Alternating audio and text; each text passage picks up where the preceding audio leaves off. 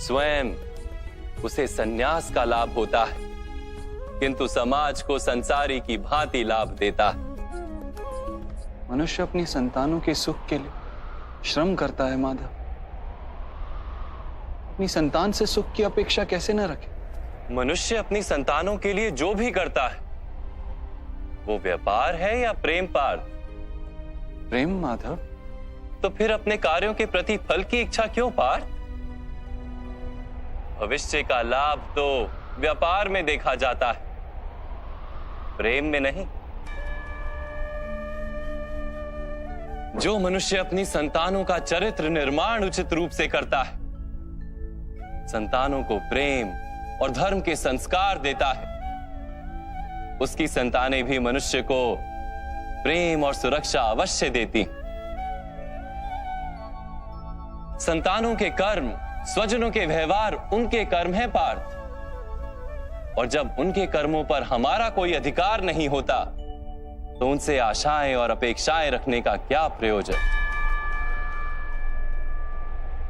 यदि गहन विचार करोगे पार्थ तो शीघ्र ही ये जान लोगे कि जीवन में ऐसा कोई कार्य नहीं है जिसके साथ आशाएं और अपेक्षाएं जोड़ना अनिवार्य हो। जब सृष्टि ही परमात्मा है और मनुष्य स्वयं परमात्मा का अंश है तो सारे कार्य परमात्मा ही करते हैं, मनुष्य स्वयं कुछ नहीं करता। यही कर्मयोग का मूल सिद्धांत है पार्थ।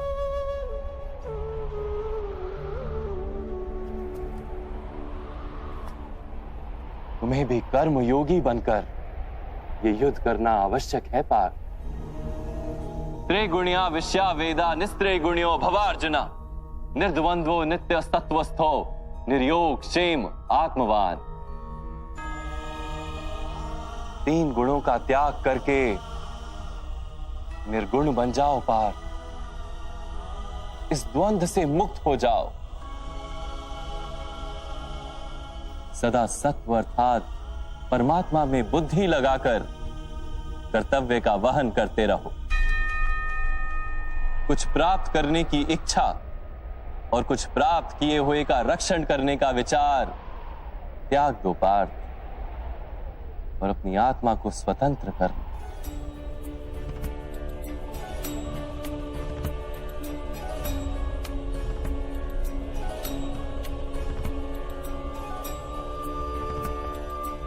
स्मरण रहे पार्थ,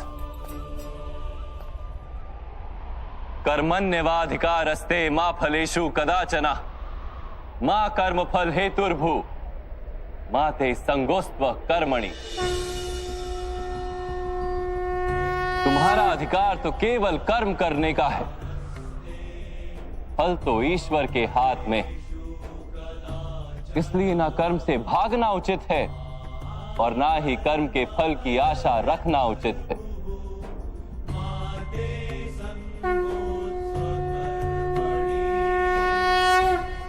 जो फल का त्याग कर दे परंतु कर्म का त्याग ना करे, ऐसे कर्मयोगी को कैसे जाना जा सकता है माधव? विश्या विनिवर्तन्ते निराहारस्य देहिनः रसवर्जम रसोप्यस्य परम दृष्ट्वा निवर्तते। सुनो पार्थ, जो स्वाद से छूटने के लिए भोजन का ही त्याग कर देता है, वास्तव में उसके मन से स्वाद की लालसा कभी जाती ही नहीं।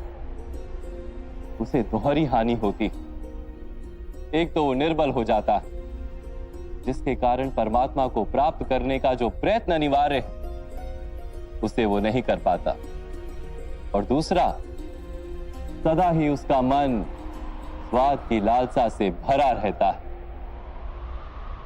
इसलिए भोजन का त्याग करने से उत्तम है स्वाद की लालसा का ही त्याग कर दिया जाए। कर्मयोगी अपने मन की सारी लालसाओं को खींच लेता है, जीवन को कर्तव्य मानकर कार्य अवश्य करता है, किंतु उन कार्यों से जुड़ता नहीं। और बात, जो व्यक्ति अपने कार्यों से आशाएं और इच्छा नहीं रखता, उसी के कार्य पूर्ण होते हैं। एक असफलता से दुखी होकर जिसका मन डोलता नहीं, एक सफलता से आनंदित होकर जो स्वयं को सर्वश्रेष्ठ नहीं मानता, ऐसे ही व्यक्ति को कर्म योगी कहते हैं। और ऐसा व्यक्ति जीवन में बार बार सफल होता है।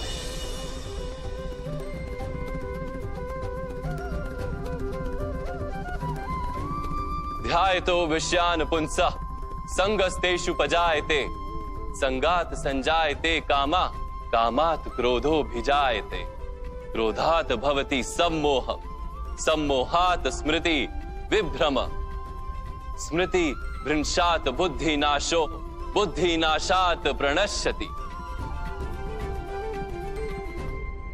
फल की आशा से कामना प्रकट होती है, और कामना का तो स्वभाव है असंतुष्ट रहना। असंतोष से क्रोध उत्पन्न होता है, और क्रोध से मोह जन्मता है। मोह के कारण व्यक्ति आचार और व्यवहार का ज्ञान ही भूल जाता है। ज्ञान के जाने से बुद्धि चली जाती है, अनुचित प्रकार के कार्य होने लगते हैं, और समाज ऐसे व्यक्ति का शत्रु बन जाता है, और अंत में ऐसे मनुष्य का पूर्णतः पतन हो जाता है।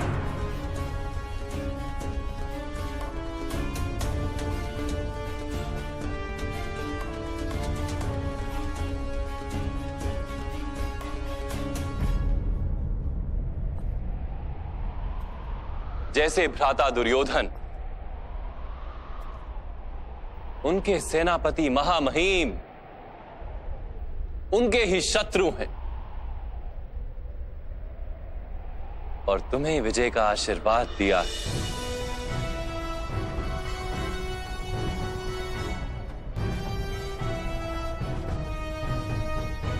पार्थ, कर्मयोग ब्रह्म विद्या का दूसरा चरण है।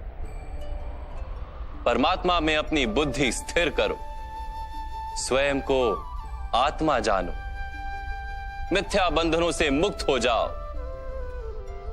और फल की आशा का त्याग करके केवल कर्म करते रहो। अपनी बुद्धि को परमात्मा में स्थिर करके कर्म योगी बनने का क्या मार्ग है माधव? पार्थ, सांख्य योग के कारण मनुष्य परमात्मा का निरंतर स्मरण करता रहता है।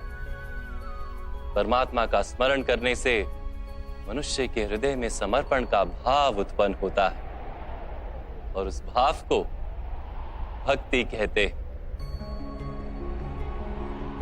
भक्ति से मनुष्य को सत्य असत्य का ज्ञान प्राप्त होता है।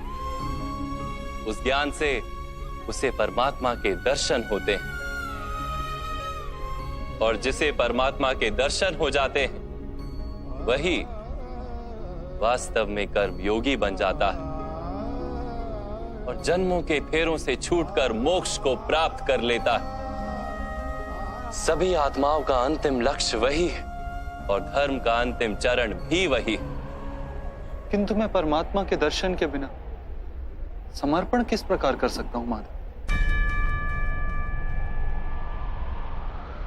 परमात्मा के दर्शन करने हेतु अपनी आंखों पर बंधे लालसा, अहंकार, क्रोध और पूर्वाग्रह की पट्टियों को उतारना होता है। अंधेरे कक्ष में बैठा मनुष्य यदि कहे कि उसे सूर्य के दर्शन करने, तो उससे क्या कहोगे? यही कहोगे ना कि कक्ष से बाहर आ जाए और आकाश के नीचे खड़ा हो जाए। सूर्य तो सदैव उपस्थित है।